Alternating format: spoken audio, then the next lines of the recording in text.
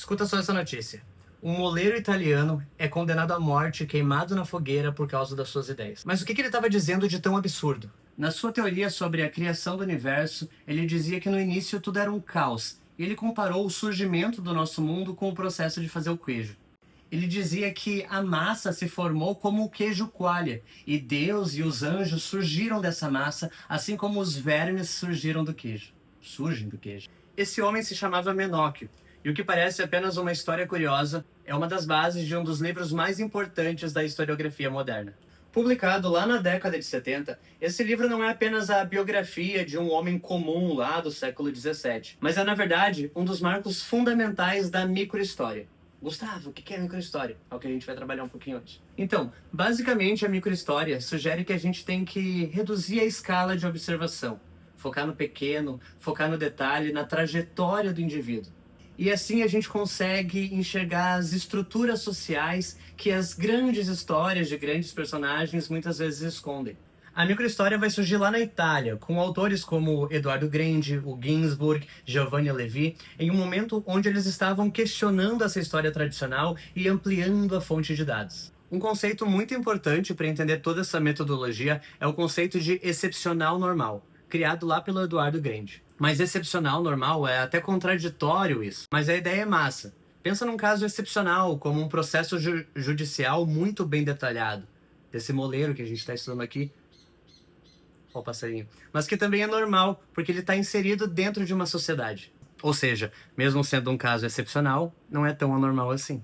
Quando a gente encontra o excepcional, a gente encontra também uma forma de lupa para entender como essa sociedade funcionava na prática. E é através desse desvio que a gente vai entender a norma. E como diz o Ginsburg, a gente tem que trabalhar com o paradigma indiciário. Trabalhar quase como um detetive, buscando as pistas, os sinais que estão ali no rodapé da história. Mas quem que foi esse excepcional escolhido pelo Ginsburg?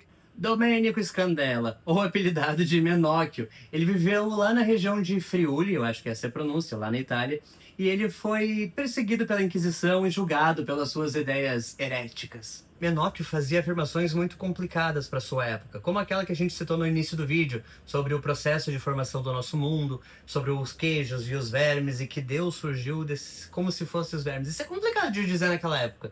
O grande achado do Ginsburg não foi apenas contar essa história excepcional, mas sim entender a circularidade cultural, já que o Menóquio, ele era alfabetizado. Ele interpretava os livros que ele lia, como a Bíblia, o Decameron, através das lentes da sociedade, da cultura oral, da sociedade em que ele estava inserido. Meio complexo. Isso nos prova que a cultura popular não era simplesmente uma versão simplificada da cultura da elite, mas ela era algo vivo, com a sua própria lógica e capacidade de resistência. Para a teoria da história, o livro de Ginsburg é uma grande aula de método. Ele utiliza os registros da Inquisição, os documentos produzidos pelo poder, para dar voz a quem o poder tentou silenciar. Ao analisar as contradições dos depoimentos, o Ginsburg consegue reconstruir o que ele chama de cultura das classes subalternas. Ele nos mostra que a história não é feita apenas dessas grandes estruturas, mas de mentalidades, e de como indivíduos comuns negociam o seu sentido de mundo dentro dessas sociedades opressoras. Em resumo, o Queijo e os Vermes nos ensina que olhar para o pequeno não é fazer uma história menor. É, na verdade, uma forma de fazer a história mais humana e mais complexa.